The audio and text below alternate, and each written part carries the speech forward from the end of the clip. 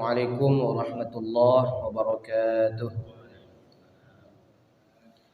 Alhamdulillah wassalatu wassalamu ala Rasulillah Sayyidina wa maulana Muhammad ibn Abdillah wa ala alihi wa ashabihi wa man da'a bi da'watihi wastanna li sunnatihi ila yaumil liqa'i. Subhanaka la ilma lana illa ma 'allamtana innaka antal alimul hakim. Rabbi shrah li sadri wa yassir li amri wahlul 'uqdatam min lisani yafqahu qawli. Rabbi yassir wa la tu'assir rabbi tammim bil khair ya fattah ya alim iftah lana futuhal 'arifin. La hawla wa la quwwata illa billahil 'aliyyil 'azim. Bapak Ibu penjelas pengajian insyaallah dimuliakan oleh Allah Subhanahu wa taala. Sebelum kita mulai kajian, mari kita buka dengan pembacaan Ummul Quran dengan bertawassul kepada pengarang kitab dan juga bertawassul kita pada ulama-ulama kita yang lainnya. Al-Fatihah ala niyyati as-sahala wal jamala fi kulli al-umur ad-diniyah wa dunyawiyah wal ukhrawiyah ma'a tamamil 'inayah wa ila hadratin nabiy al-mustafa Muhammadin sallallahu alaihi wasallam wa alihi wa azwajihi wa dhurriyyatihi ajma'in thumma ila arwahi abaina wa ummahatina wa ajdadina wa jaddadina wa liustadina wa limuallimina li jami'il mu'minina wal mu'minat wal muslimina wal muslimat khususan ila ruhi Syekh Abdul Qadir Al-Jilani wa ila ruhi Syekh Muhammad Mutawalli Sya'rawi wa ila ruhi Syekh Said Sabiq wa ila ruhi Syekh Said Muhammad bin Ali Al-Malik Al-Hasani wa ila ruhi Syekh Hamid bin Abdul Majid wa ila ruhi Syekh Abdul Qadir bin Ibrahim wa ila ruhi Syekh Sirajul Nabi Muhammad wa ila salihim wa furu'ihim wa muhibbihim wa ahibbaihim الأحياء منهم والأموات أينما كانوا من مشارق الأرض إلى مغاربها برها وبحرها وإلى جميع مشايخهم وسلسلة سندهم إلى رسول الله صلى الله عليه وسلم غفر الله ذنوبهم ونفعنا الله بعلومهم وأفاض علينا من بركاتهم وأنوارهم صلاة في الدنيا والآخرة شيء لله ولهم الفاتحة. أعوذ بالله من الشيطان الرجيم بسم الله الرحمن الرحيم الحمد لله رب العالمين الرحمن الرحيم مالك يوم الدين إياك نعبد وإياك نستعين اهدنا الصراط المستقيم صراط الذين أنعمت عليهم غير المغضوب عليهم ولا الضالين آمين. Bapak Ibu majelis pengajian yang insyaallah dimuliakan oleh Allah Subhanahu wa taala. Malam ini sebelum kita mulai kajian, kita membaca Istighfar Rajab dulu. Mana Istighfar Rajab ini dari Al-Habib Hasan bin Abdullah Al-Haddad. Dan ini boleh kita amalkan, boleh di malam, setiap malam, atau boleh setiap pagi, kapanpun boleh kita mengamalkan selama kita berada di bulan Rajab ini. Sebelum kita mulai Istighfar Rajab ini, mari kita buka dengan membaca suratul Fatihah yang hadiahnya, pahalanya dihadiahkan kepada Al-Habib Hasan bin Abdullah Al-Haddad.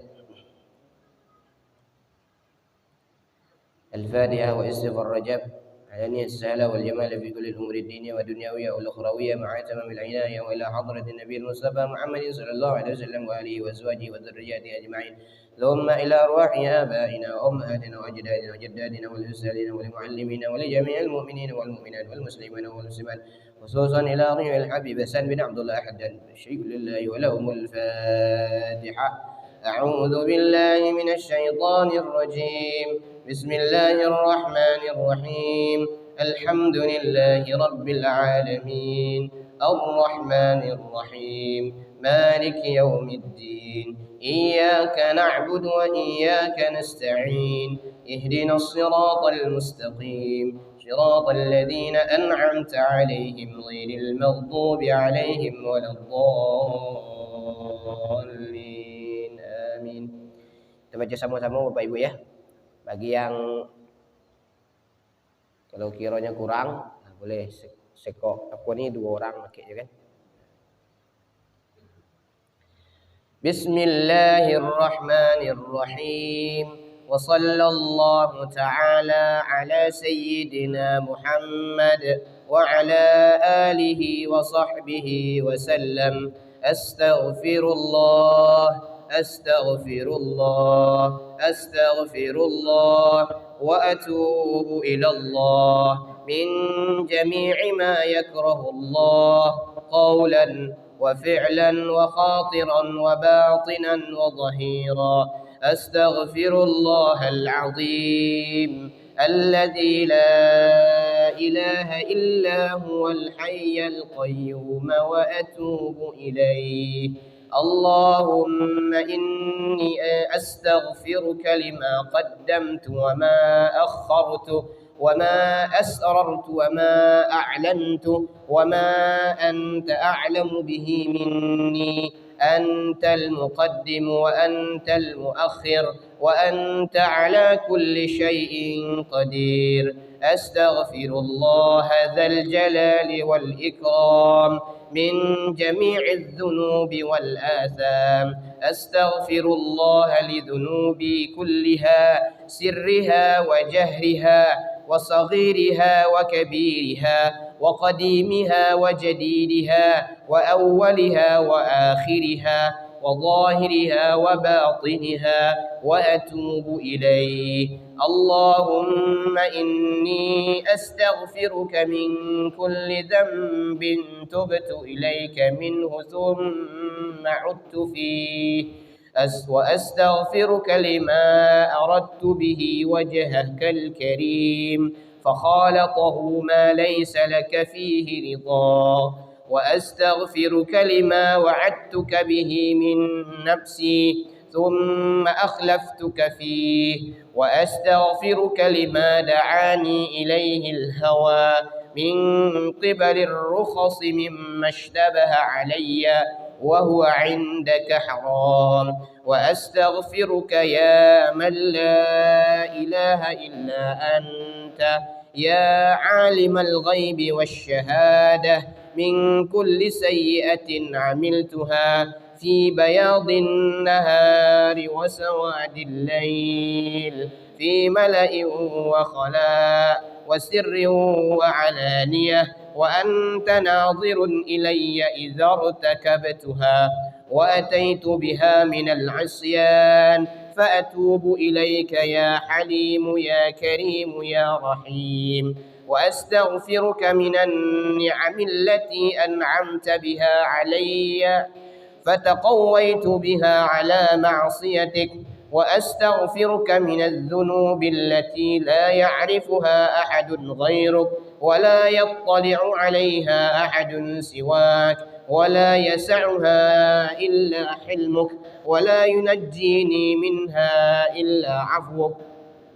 وأستغفرك لكل يمين سلفت مني فعنت فيها وأنا عندك مؤاخذ بها. وأستغفرك يا من لا إله إلا أنت سبحانك إني كنت من الظالمين، فاستجبنا له ونجيناه من الغم وكذلك ننجي المؤمنين. وزكريا إذ نادى ربه رب لا تذرني فردا وأنت خير الوارثين، رب اغفر وارحم وأنت خير الراحمين. وأستغفرك من كل فريضة أوجبتها علي في آناء الليل وأطراف النهار فتركتها خطأ أو عمدا أو نسيانا أو تهاونا أو جهلا وأنا معاقب بها. وأستغفرك من كل سنة من سنن سيد المرسلين وخاتم النبيين نبيك سيدنا محمد صلى الله عليه وآله وصحبه وسلم، فتركتها غفلة أو سهوا أو نسيانا أو تهاونا أو جهلا أو قلة مبالاة بها. وأستغفرك يا من لا إله إلا أنت وحدك لا شريك لك،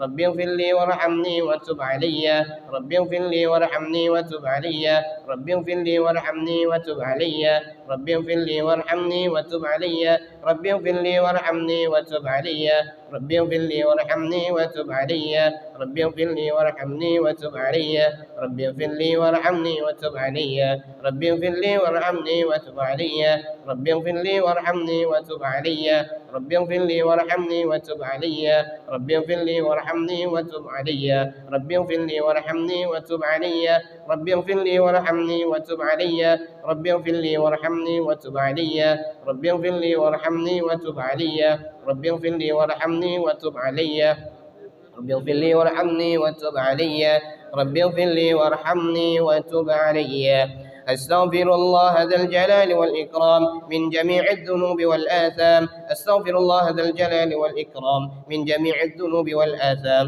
أستغفر الله ذا الجلال والإكرام من جميع الذنوب والآثام أستغفر الله ذا الجلال والإكرام من جميع الذنوب والآثام أستغفر الله ذا الجلال والإكرام من جميع الذنوب والآثام أستغفر الله ذا الجلال والإكرام من جميع الذنوب والآثام أستغفر الله ذا الجلال والإكرام من جميع الذنوب والآثام أستغفر الله ذا الجلال والإكرام من جميع الذنوب والآثام أستغفر الله ذا الجلال والإكرام من جميع الذنوب والآثام أستغفر الله ذا الجلال والإكرام من جميع الذنوب والآثام أستغفر الله ذا الجلال والإكرام من جميع الذنوب والآثام أستغفر الله ذا الجلال والإكرام من جميع الذنوب والآثام أستغفر الله ذا الجلال والإكرام من جميع الذنوب والآثام أستغفر الله ذا الجلال والإكرام من جميع الذنوب والآثام أستغفر الله ذا الجلال والإكرام من جميع الذنوب والآثام أستغفر الله ذا الجلال والإكرام من جميع الذنوب والآثام أستغفر الله ذا الجلال والإكرام من جميع الذنوب والآثام أستغفر الله ذا الجلال والإكرام من جميع الذنوب والآثام أستغفر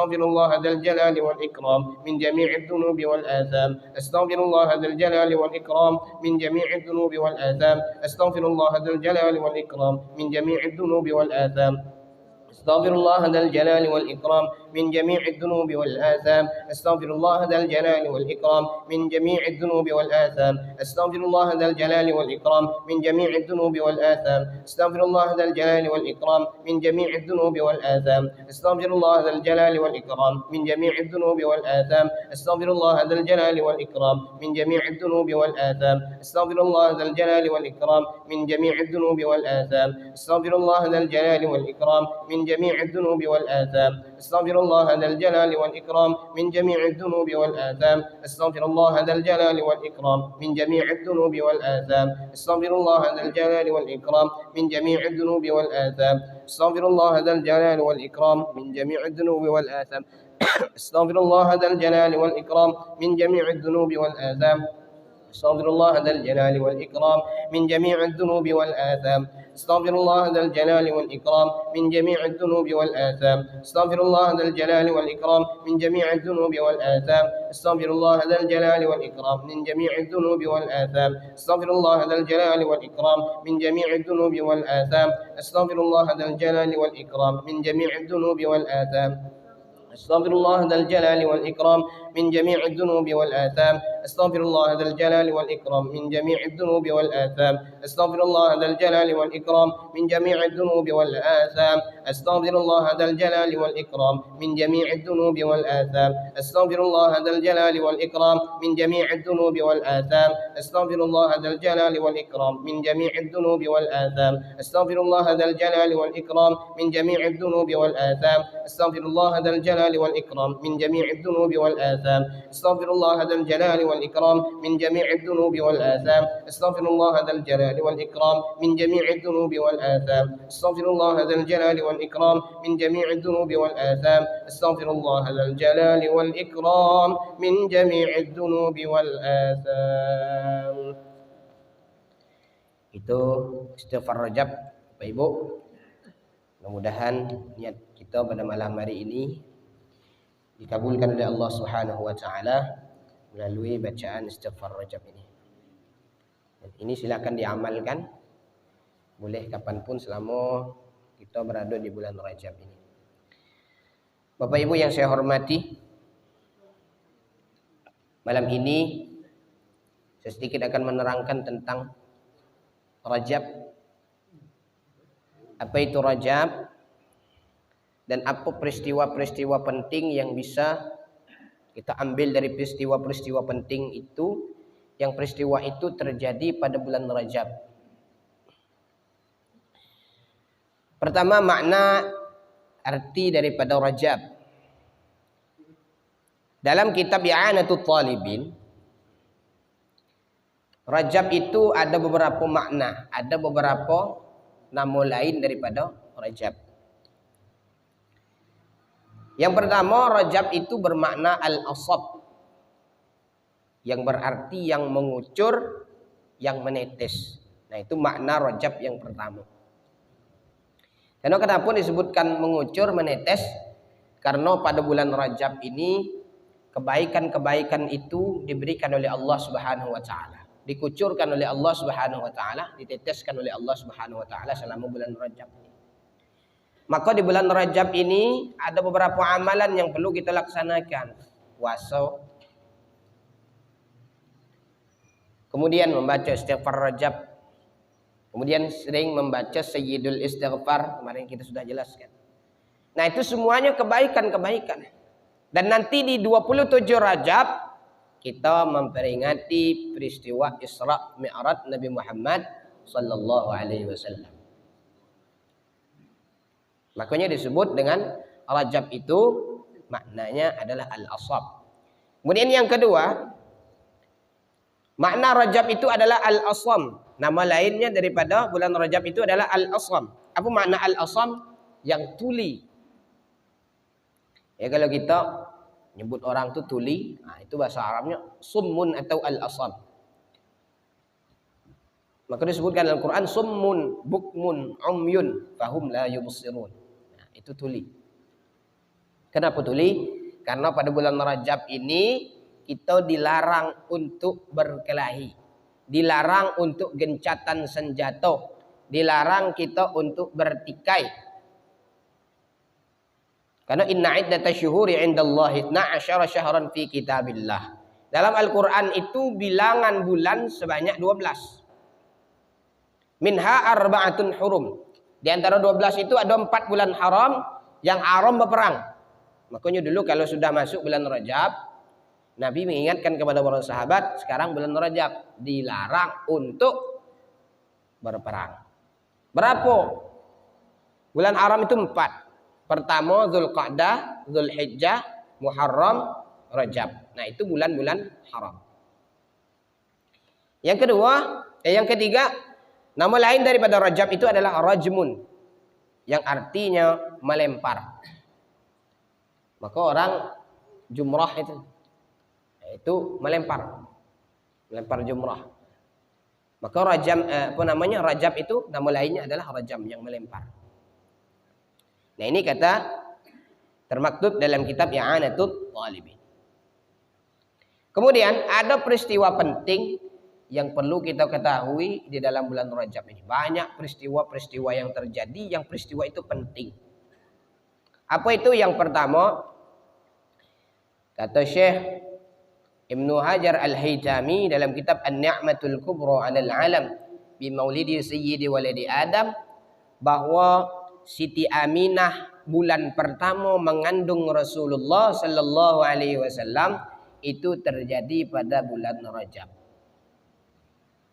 Jadi kalau kita melihat sejarah balik, menghitung dari Rabiul Awal mundur 9 bulan ke belakang, itu hitungannya pas di bulan Rajab. Maka Nabi sallallahu alaihi wasallam berpindah dari Nur ke Nabi Adam, kepada Nabi Nuh, kepada Nabi Ibrahim, kepada Nabi Musa, kepada Nabi Isa, terakhir kepada Aminah.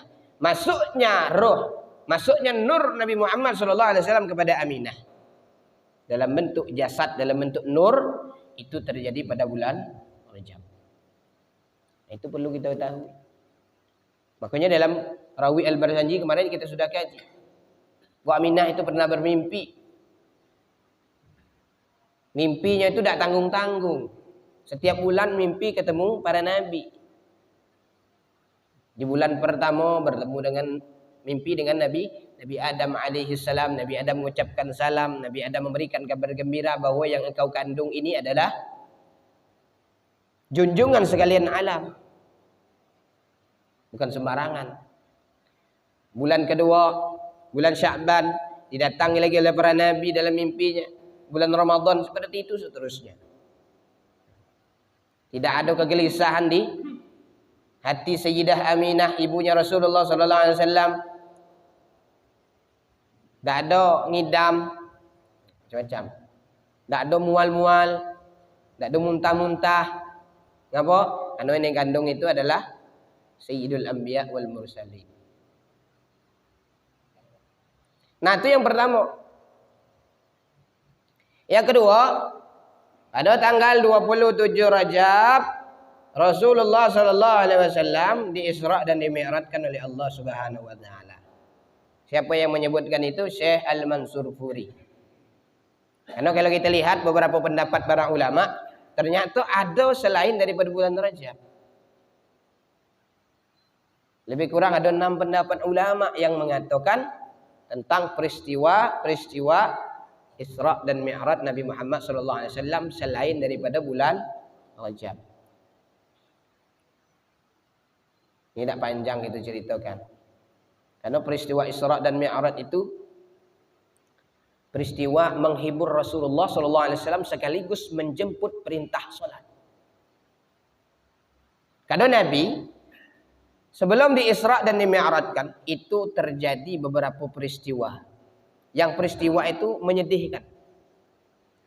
Apa itu? Pertama, paman meninggal. Paman Nabi Abu Thalib meninggal. Itu sebelum Isra Mi'raj. Bahkan Rasulullah bersedih luar biasa sampai menangis meneteskan air mata. Kenapa? Karena yang meninggal ini pelindung. Yang melindungi Rasulullah. Pamannya. Yang membuat Rasulullah bersedihnya luar biasa itu karena kata jumhur ulama Abu Thalib itu meninggal dalam keadaan tidak beriman. Ada jumhur ulama mengatakan seperti itu. Karena sesuai ayat Quran, innaka la tahdi man ahbabta walakinnallaha yahdi man yasha. Sungguhnya engkau tidak dapat memberikan petunjuk kepada orang yang engkau cintai wahai Muhammad, tetapi Allah lah yang memberikan petunjuk bagi siapa yang dikehendakinya. Maka Abbas, paman Rasulullah juga yang masih Islam pernah bertanya, Muhammad, apa kabarnya paman Abu Thalib itu? Kata Rasulullah, fi dhahim minan nar. Yablughu ka'baihi yaghli biha dimagh. Dia berada dalam neraka. Ketika api itu sampai di telapak kakinya, di mata kakinya, itu mendidih otak di kepalanya. Nah, ini jumhur ulama mengatakan Abu Thalib meninggal dalam keadaan tidak beriman. Tapi ada ulama juga yang mengatakan bahwa Abu Thalib meninggal dalam keadaan beriman.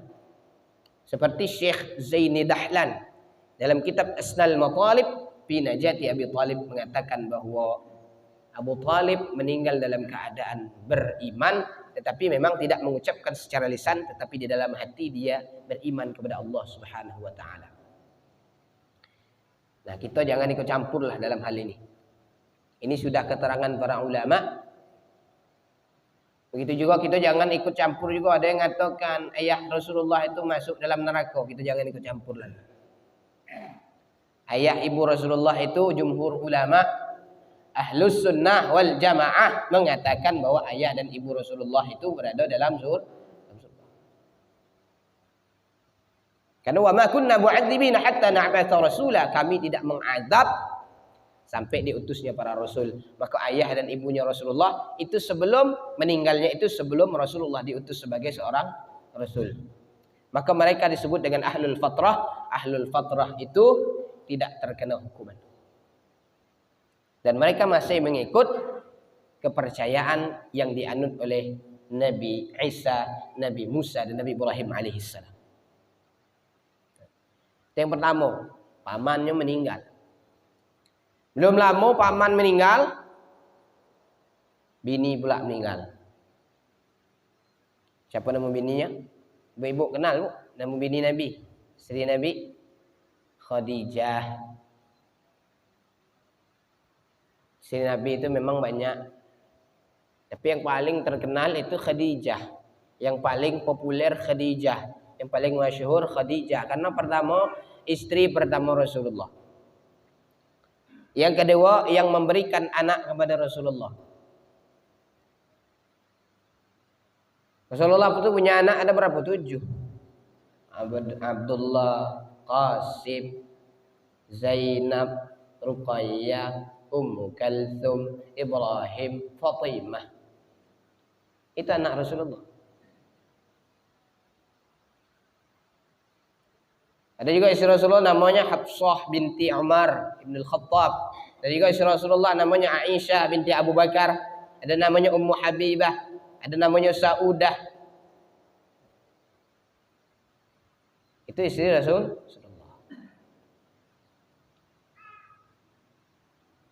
Nah, istrinya Khadijah meninggal. Tidak lama paman meninggal, istri meninggal. Setelah itu tidak ada lagi tempat bergantung dengan paman, paman meninggal. Dengan istri, istri meninggal. Kenapa? Karena paman ini kan keturunan daripada Bani Hashim. Orang yang dihormati, yang disegani. Kalau berurusan dengan Abu Talib, peninggilah kepala orang Quraisy. Makanya orang-orang dulu, orang-orang jahiliyah itu dulu sering membangga-banggakan, mengagung-agungkan nenek moyangnya. Kalau disebutkan nenek moyangnya, orang-orang sudah getar, takut. Sampailah kini itu juga masih ada, sama di tempat-tempat kita pun juga masih ada. Itu jangan diconggel tuh, jangan dicuil-cuil tuh. Itu keturunan Sianu tuh, jangan. Bahaya kaki. Masih ada sampai gini. Dan Khadijah kenapa dihormati? Pertama, dia orang kaya. Saudagar kaya. Itu dihormati. Kok gitu kok? Kalau ada keturunan-keturunan keturunan yang bagus, keturunan yang tinggi, itu dihargai. Kaya dihargai. Begitu juga zaman Nabi sallallahu alaihi wasallam. Dan kedua-dua orang ini meninggal. Maka semakin menjadi orang Quraisy. Maka Rasulullah hijrah ke Taif. Berharap di Taif itu ada nerima dakwahnya, tapi tidak diterima dakwah Rasulullah. Malah Rasulullah dilempari dengan kotoran unta, dilempari dengan batu. Nah, untuk menghibur Nabi sekaligus menjemput perintah salat, maka Allah Subhanahu wa taala memanggil Rasulullah sallallahu alaihi wasallam menghadap Allah Subhanahu wa taala, yaitu dengan melalui peristiwa Isra dan Mi'rajnya Nabi Muhammad sallallahu alaihi wasallam yang itu terjadi pada tanggal 27 bulan Rajab. Sebagaimana dijelaskan dalam kitab Ar-Rahiqul Makhtum karya Syekh Safiur Rahman Al-Mubarakfuri. Kemudian yang ketiga, pada tanggal 10 bulan Rajab tahun 9 Hijriah itu terjadi perang Tabuk. Atau perang Tabuk, Bu. Ini perang Tabuk, perang terakhir, ghazwah yang terakhir yang dilakukan oleh Rasulullah sallallahu alaihi wasallam. Karena sebelumnya itu ada namanya perang Mu'tah. Antara pihak kaum muslimin dengan orang Romawi. Yang Romawi ketika itu dipimpin oleh Heraklius. Atau dalam bahasa Arabnya disebut dengan Hirqal. Jadi kalau kita bercerita dengan Rasulullah tentang hubungan bilateral, tahu hubungan bilateral, Bu? Hubungan antar negara.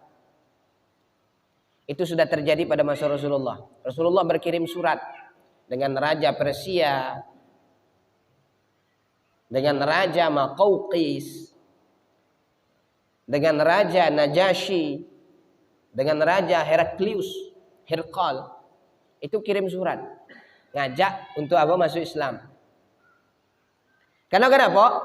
Tujuannya apa? Kalau sudah rajanya masuk Islam, maka ke bawah itu gampang masuk Islam. Maka di Indonesia macam itu. Karena memang dakwah-dakwah Islam itu banyak. Ada melalui perkawinan, ada melalui perdagangan, ada melalui tasawuf. ada melalui delegasi, ada melalui hubungan bilateral. Makanya dakwah itu berhasil. Raja-raja yang ada di kerajaan Melayu itu diislamkan dulu. Dan ada juga yang melalui pernikahan, nikah dengan anak raja. Nikah dengan anak raja, dakwah dengan ayahnya, seorang raja, maka ayahnya masuk Islam juga, anaknya masuk Islam. Kalau sudah rajanya masuk Islam, itu rakyatnya juga masuk Islam. Ar-ra'iyah ala dini mulukihim.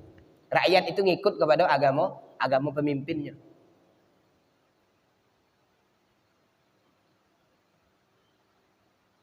Nah, di perang Tabuk ini, ketika di perang Mu'tah kalah orang pasukan Romawi Timur. Dari 200.000 melawan 3.000. Kan jauh bandingnya. Tak mungkin, tak masuk di akal. Orang 200.000 kalah melawan pasukan 2.000. Melawan pasukan 3.000. Tetapi karena itu adalah kuasa Allah, Romawi kalah. Maka Romawi ini merasa tersaingi. Maka mau tak mau Romawi harus berperang dengan kaum muslimin di Madinah. Maka itu diketahui oleh Rasulullah SAW. Maka Rasulullah SAW berangkat dengan membawa pasukan. Yang pasukan itu ketika itu berjalan menuju Tabuk. Nah, jadi daerahnya namanya Tabuk. Maka disebut dengan perang Tabuk. Kalau zaman Sayyidina Ali dengan Muawiyah itu namanya perang Siffin karena di daerah Siffin. Ada perang Badar di daerah Badar. Perang Uhud di Bukit Uhud. Nah, jadi orang buat dulu buat nama-nama perang. Itu sesuai dengan kejadian biasanya. Maka tahun-tahun itu biasanya untuk dilihat dari kejadian. Karena dulu belum ada kalender. Kalender itu pada masa Sayyidina Umar bin Khattab baru ada kalender Hijriah.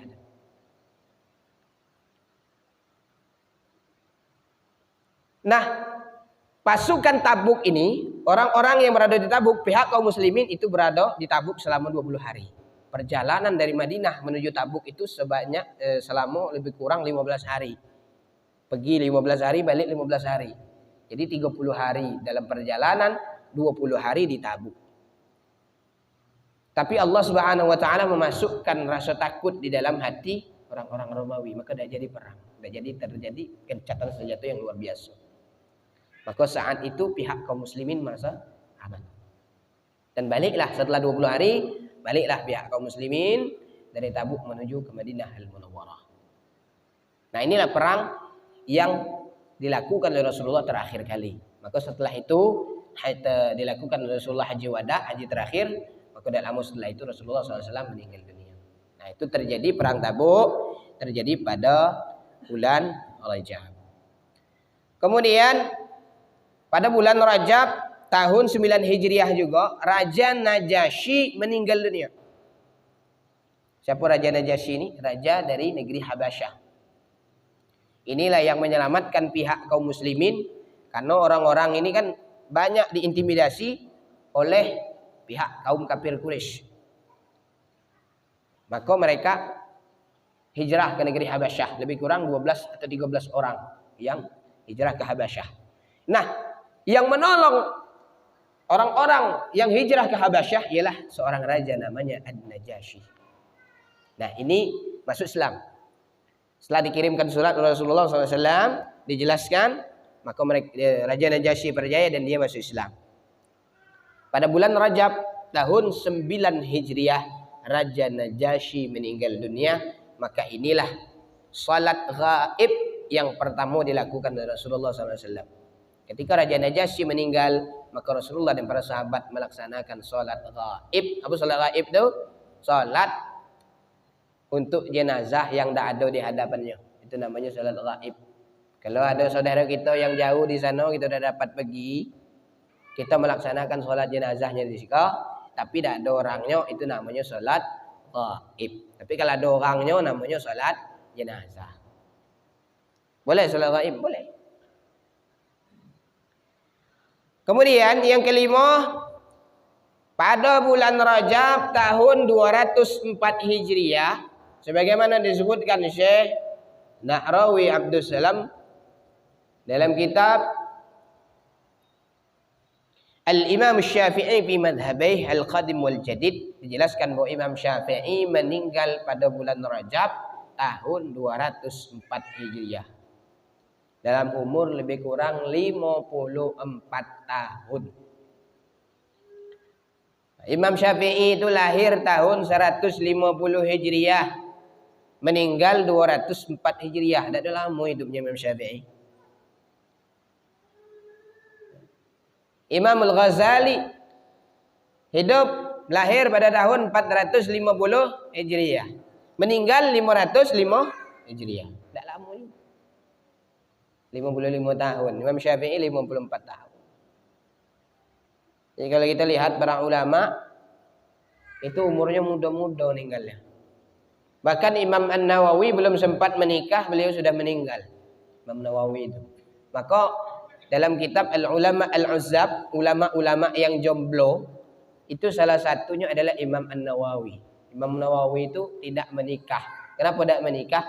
Saking pentingnya dengan ilmu, beliau tidak sempat lagi nikah. Itu kalau para ulama, kalau orang alim. Kalau kita kan tak sanggup ikut. Ada yang dah nak nikah.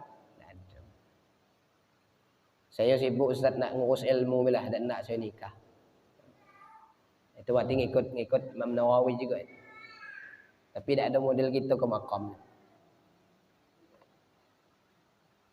Bahkan Syekh Amin Al-Harari itu sampai lupa. Saking sibuk dengan ilmu, lagi enak-enak baca kitab, ada orang masuk dalam kamar, "Wahai Syekh, orang sudah nunggu di luar tu. Ada apa?" katanya. "Nah, kamu mau nikah hari ini?" "Oh, nikah lupa." Saking asiknya baca kitab, baca buku.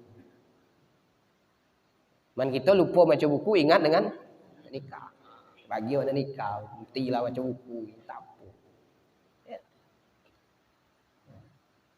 Al-Imam Abu Hatim itu saking pentingnya baca kitab, saking pentingnya baca buku, muridnya disuruh di luar. Dia, mohon maaf, dia sedang buang air dalam WC. Muridnya disuruh baca di luar.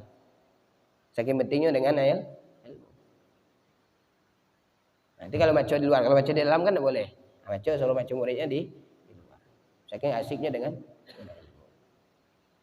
Imam Syafi'i ini perjalanannya amat luar biasa. Dari beliau setelah beliau lahir sampai beliau meninggal di perjalanan, Imam Syafi'i luar biasa. Imam Syafi'i belajar kepada Imam Al-Hasan Asy-Syaibani. Al-Hasan Asy-Syaibani adalah murid Al-Imam Abu Hanifah. Belajar juga dengan Imam Abu Yusuf dan murid juga Imam Abu Hanifah. Dan belajar langsung dengan Imam Malik. Yang asiknya, yang hebatnya Imam Syafi'i, ketika belajar dengan Imam Malik, Muwatta Imam Malik itu sudah hafal Imam Syafi'i. Belum belajarnya sudah hafal. Maka kita kalau belajar dari Imam Syafi'i, belum belajar kita dengan guru, kita sudah belajar koreksi di rumah. Lagi depan guru kita tinggal baca. Betul tak nih guru? Itu Imam Syafi'i itu. Yakin pintar. Dan pernah Imam Syafi'i ketika belajar itu nulis di tangannya. Pakai liur. Nulis. Pakai liur nulis. Maka Imam Malik, ni budak aku dah serius kau ngaji. Panggil, "Hei Syafi'i, sih. Ngapa kau tadi nulis-nulis tu pakai tangan?" "Ya saya nulis guru, apa yang guru cakap tu saya tulis sih." Kata Imam Syafi'i. Kamu ni bohong. Nah, kalau tak percaya guru tanya belah apa yang sudah guru baca tadi. Saya hafal tu guru. Rupanya disuruh, bacalah. Imam Syafi'i bacanya sikok-sikok. Titiknya itu tak ada yang lupa. Saking alim pintarnya Imam Syafi'i. Itu luar biasa. Sehingga ketika Imam Syafi'i itu pernah majelis pengajian, buka majelis pengajian, beliau sedang ngajar, Imam Malik ada di belakang. Imam Malik dengar pengajiannya. Diganding ini pengajian. Waduh, luar biasa kata Imam Malik. Sehingga Imam Malik itu menulis di dinding masjid itu tulisannya. Apa tulisannya? siapa yang ingin belajar maka belajarlah dengan Imam Syafi'i. Oh, itu belajar. Saya lupa bahasa Arabnya. Itu ditulis dengan tulisan bahasa Arab. Dindingnya. Maka Imam Malik pergi. Dan setelah pengajian selesai, Imam Syafi'i keluar, ternyata dia lihat ada tulisan. Dan dia tahu itu tulisan Imam Malik, gurunya.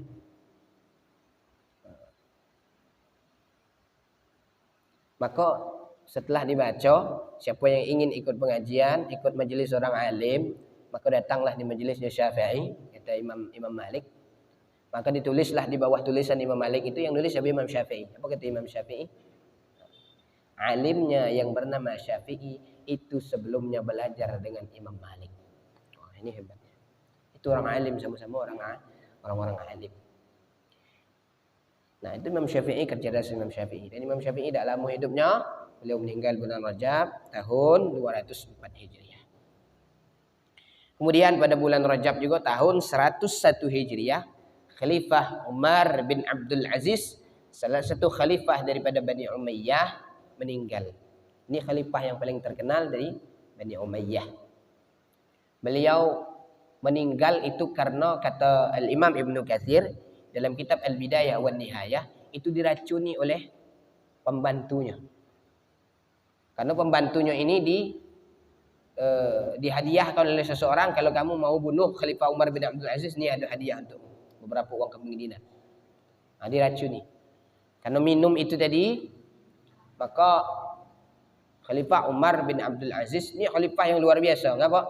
Umara sekaligus ulama. Ulamanya ada, umaranya ada. Nah, jadi kalau kita cerita politik, ada tak ulama yang jadi pemimpin? Nah, inilah Umar bin Abdul Aziz. Banyak sebenarnya. Kalau kita teliti lebih dalam, kilas balik sejarah. Setelah minum racun itu, Umar bin Abdul Aziz menderita penyakit TBC. Jadi TBC itu sudah ada zaman dulu. Sampai kini itu sudah. Jadi orang kini sibuk-sibuk TBC. Zaman dulu sudah ada TBC. Itu diceritakan oleh Imam Ibnu Katsir dalam kitab Al-Bidayah wan Nihayah. Kemudian pada tanggal 27 Rajab juga, tepat pada tahun 583 Hijriah, Panglima Salahuddin Al-Ayyubi berhasil membebaskan Baitul Maqdis. Ini kalau cerita perang salib ini panjang ceritanya, sampai 8 periode.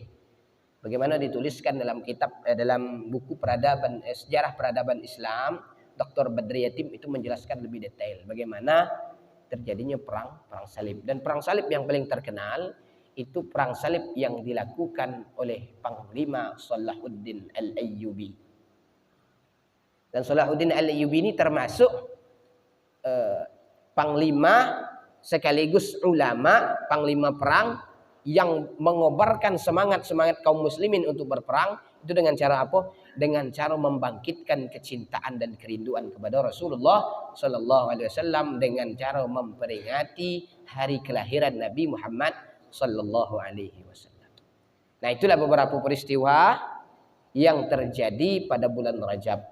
Sebenarnya banyak lagi peristiwa-peristiwa penting yang terjadi di bulan Rajab yang perlu kita ketahui, tapi itu ada beberapa peristiwa penting yang sudah kita ketahui dan kita kaji pada malam hari ini. Mudah-mudahan apa yang kita baca pada malam hari ini, apa yang kita kaji bermanfaat bagi kita semua dan dapat memberikan manfaat juga kepada masyarakat yang ada di sekitar kita. Ada pertanyaan? Nah, nampaknya waktu kita sudah masuk, waktu Isya. Insyaallah kita lanjutkan di Sabtu depan. Subhanakallahumma bihamdika asyhadu an la ilaha illa anta astaghfiruka wa atubu ilaik. Kita tutup dengan pembacaan doa. Rabbi fanfa'na bi barakatihim wahdinal husna bi hurmatihim wa amitna fi tariqatihim wa mu'afatin minal fitani. Rabbi fanfa'na bi barakatihim wahdinal husna bi hurmatihim وأمتنا في طريقتهم ومعافاة من الفتن لي خمسات أطفئ بها حر الوباء الحاطمة المصطفى والمرتضى وابناهما والفاطمة لي خمسات أطفئ بها حر الوباء الحاطمة المصطفى والمرتضى وابناهما والفاطمة. أعوذ بالله من الشيطان الرجيم. بسم الله الرحمن الرحيم. الحمد لله رب العالمين. اللهم صل على سيدنا محمد وعلى آله وأصحابه أجمعين. اللهم اغفر لنا ذنوبنا ولوالدينا وارحمهما كما ربيانا صغارا. لجميع المؤمنين والمؤمنات والمسلمين والمسلمات الأحياء منهم والأموات إنك على كل شيء قدير. اللهم بارك لنا في رجب وشعبان وبلغنا رمضان. اللهم نور قلوبنا بنور هدايتك كما نورت السماوات والأرض أبدا أبدا برحمتك يا أرحم الراحمين. ربنا آتنا في الدنيا حسنة وفي الآخرة حسنة وقنا عذاب النار. وصلى الله على سيدنا محمد وعلى آله وصحبه وسلم. سبحان ربك رب العزة عما يصفون وسلام على المرسلين والحمد لله رب العالمين. السلام عليكم ورحمة الله وبركاته.